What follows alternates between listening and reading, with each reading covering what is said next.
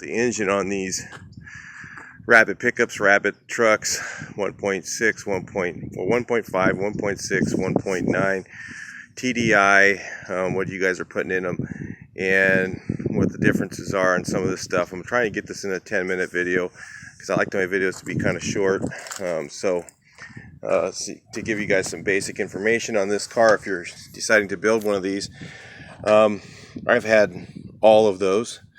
TDI, I have two TDIs. I have this Rabbit pickup with a 1.9. I've had a 1.6 in it. I've had 1.5s before. I used to work on them in the 80s and when they were brand new. And they were always problematic, even back then. When they were brand new, they were problematic. So if you're having problems with them, that's just part of the deal.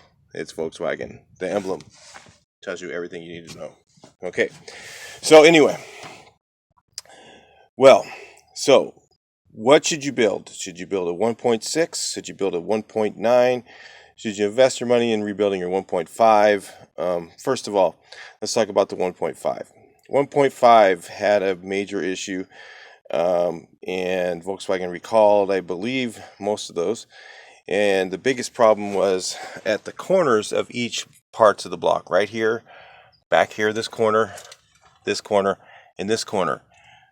And also on the early 1.6s. The early 1.6s have Allen bolt head bolts. So if you take off your valve cover and you have Allen bolts on your head bolts, chuck it. Don't even bother rebuilding that motor unless you're going to do all the crazy stuff and spend tons and tons of money on it, which is put studs down into your block so that you can catch more meat of the block, and then put nuts on the top. That's what the cure was for that. But I just say is, as many as these 1.9s are out here, just chuck the 1.6 and 1.5. Don't waste your money on it. They were super slow. Okay, so and then what you've got next is the early 1.6 that had the better head bolts on it. And if you're going to get one of those, how you can tell, you see this hump right here in the front. If it has this hump, it's the later model 1.6 that has a little hump like this. And what that is that tells you that the valves are hydraulic, because you really don't want the mechanical lifter engine, because I'm going to tell you, you're going to adjust the valves on it once, and you're going to go, holy crap, what a pain in the ass. You have to change the shims you have to pull your camshaft, lift it up, change the shims out, put the camshaft back on. What a pain in the ass. You're going to do that every, 10,000 miles? Give me a break. I mean, why even bother? Chuck that motor if you have one of those. All right. Yeah, it's getting expensive, isn't it? Okay, well, that's just the game, guys. It gets expensive. Volkswagens are expensive cars if you want to get good gas mileage. Now, people go, well, but Mike, my 1.5 or my 1.6 get 50 to 55 miles a gallon. Guess what? This 1.9 turbo hauls ass, and it gets 50 miles a gallon, 45 sometimes, but I've gotten 50 on several flat land long trips, and legitimately gotten 50. And you notice I don't have the adenoid turbo adenoid pump on here. I just left the same one. It ran so good like that I didn't even bother having an adenoid pump for it. Okay, so what should you do with your Rabbit? If you can at all possible afford it, buy the 1.9 liter.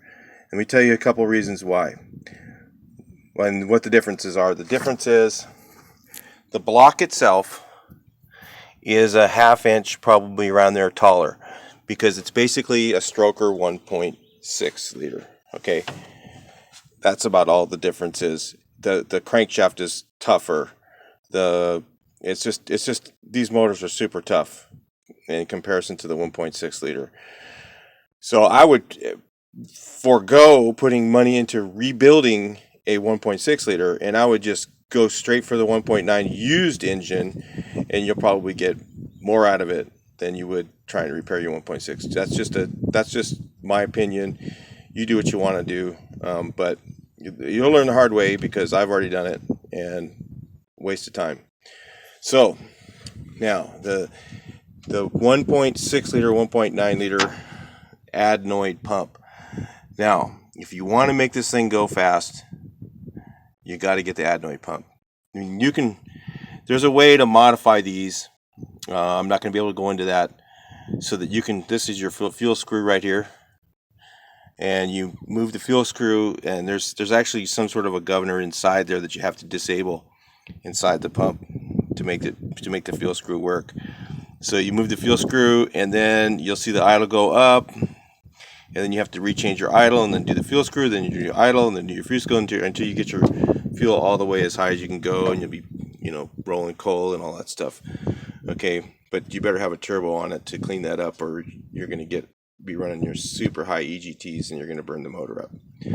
Okay, you can do some more studying on this. There's tons of stuff on this on the internet, but I'm just giving you the ideas that you can do on the modifications. There's also a timer piston for this that changes the timing as you rev the motor up to change your fuel timing. I don't know if it advances it, retards it, but it does make it better, more, and they call that like an MTDI, but you usually use a TDI engine, which is different.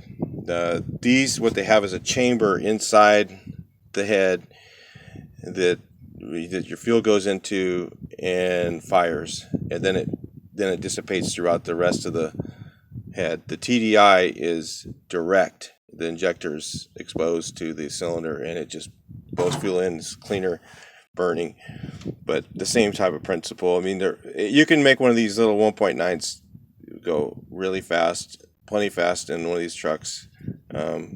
Scare the heck out of people, especially if you do some work to the injector pump. I have a stock injector pump, and it scares the heck out of people already. So, okay, the turbocharger.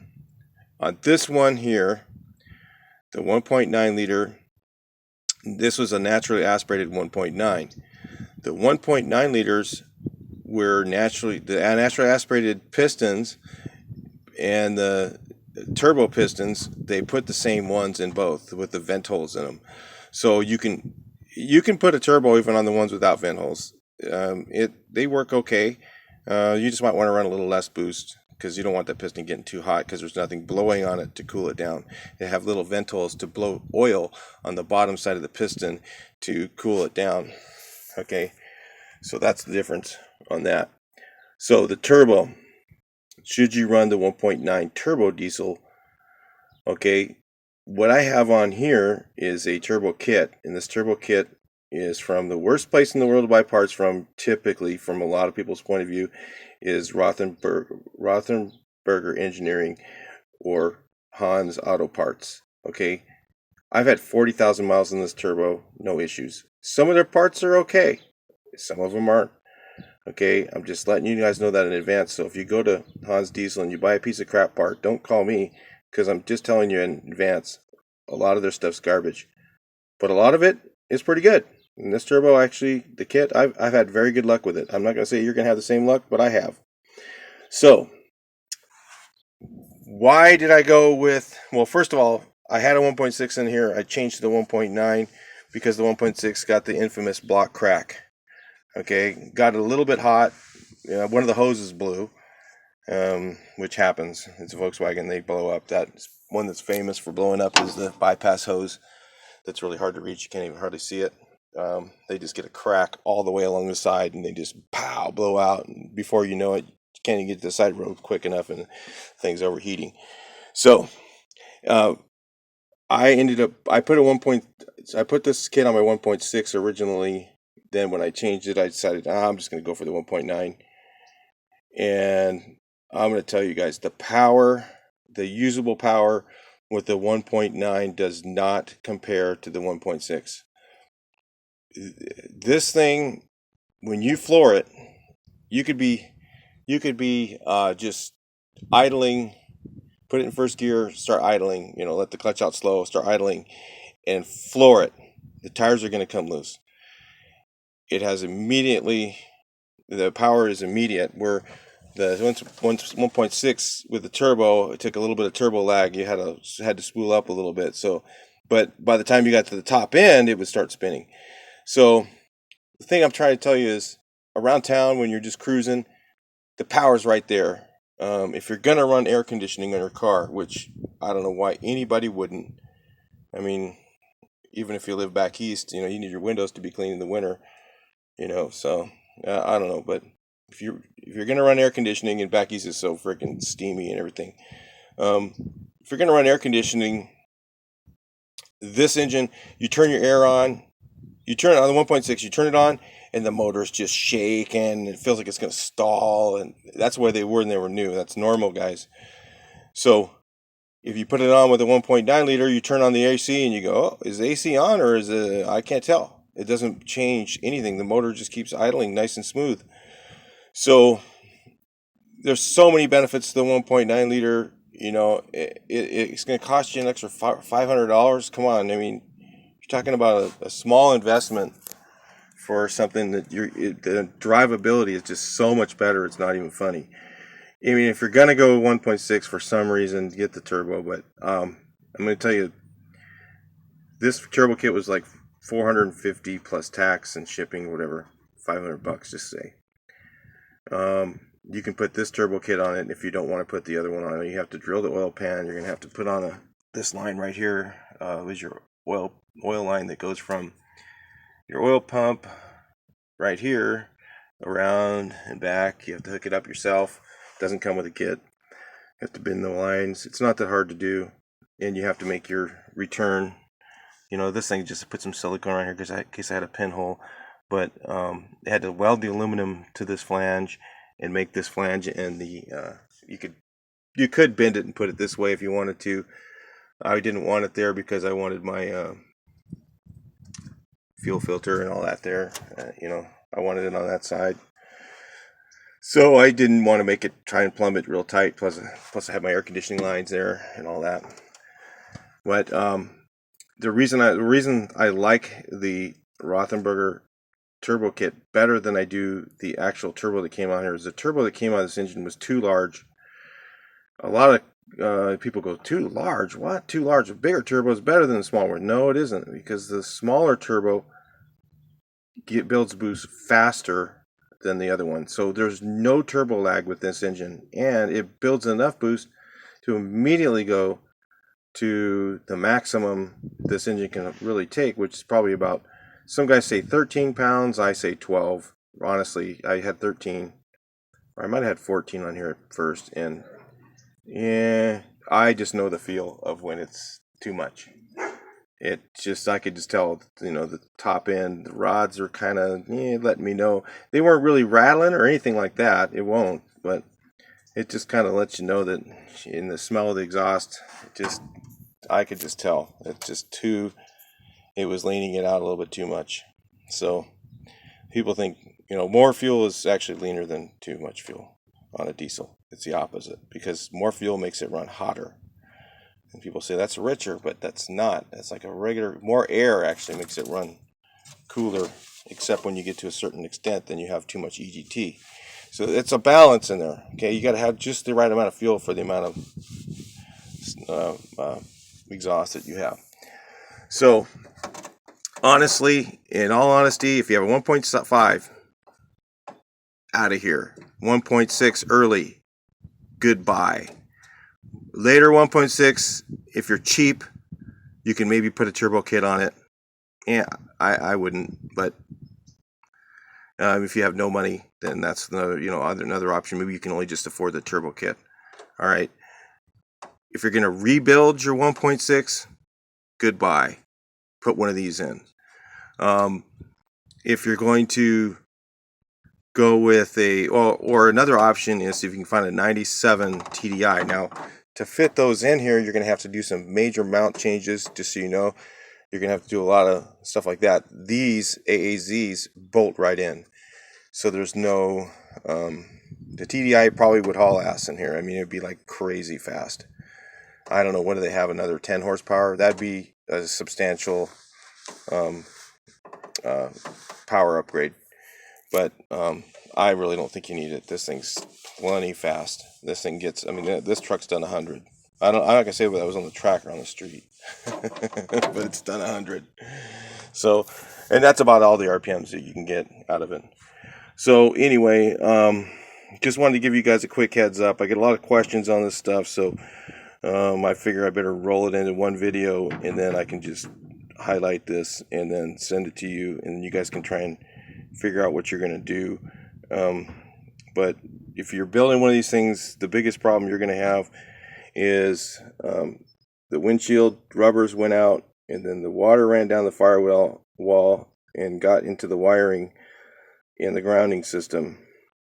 That gives you a clue right there that you're going to have some fun. That was the most common thing that happened.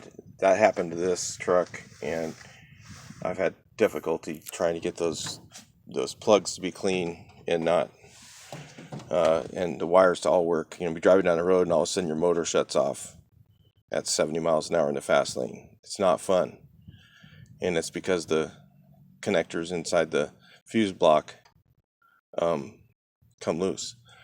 They don't have good continuity. So what I would suggest is what I did is actually I hot wired a switch from the battery, you know, to the right to here, to your, you know, so that there is nothing that's going to interfere with the engine running, because shutting your engine off at, you know, the fast lane and the freeway, you don't want to do that more than once. So anyway, there's a lot more fun things we're going to be talking about. I'll be telling you guys a little bit more about these trucks, because I know I'm starting to get more interest in them, and with the gas prices are starting to go up again, which they will. As long as they start eliminating diesels, we're going to have more issues with gas being more expensive, because demand is going to go up, because diesels get 30% better mileage than gas all the time. Anyway, I'll talk to you guys later on the next video.